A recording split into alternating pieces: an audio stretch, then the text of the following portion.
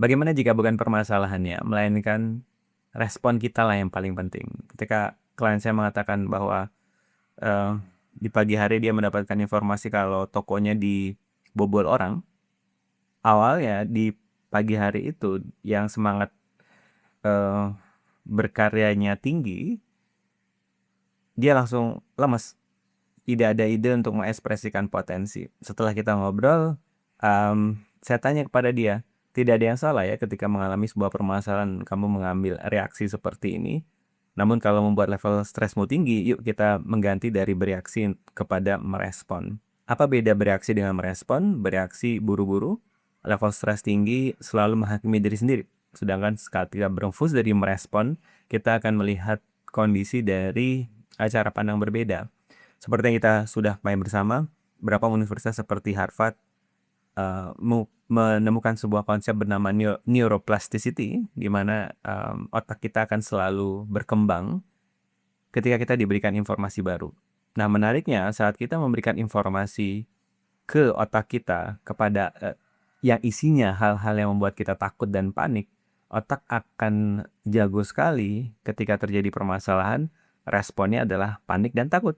Oleh karena itu, apabila Anda capek, pertimbangkan untuk melatih lagi otak Anda, berapapun usia Anda, karena otak akan selalu berkembang, dengan memberikan informasi-informasi yang sifatnya menginspirasi. Karena kita tidak bisa mengendalikan tantangan yang datang, yang bisa kita kendalikan adalah bagaimana kita meresponnya, bukan dari bereaksi melainkan merespon. Dari pendekatan spiritual yang bisa Anda pertimbangkan adalah menggunakan pertanyaan, karena kecenderungan otak kita lompat ke masa depan yang isinya penuh dengan ketakutan dan masa lalu yang isinya penuh dengan penyesalan yang membuat orang tidak menghadirkan fokusnya ke saat ini sekarang, level stres mereka tinggi.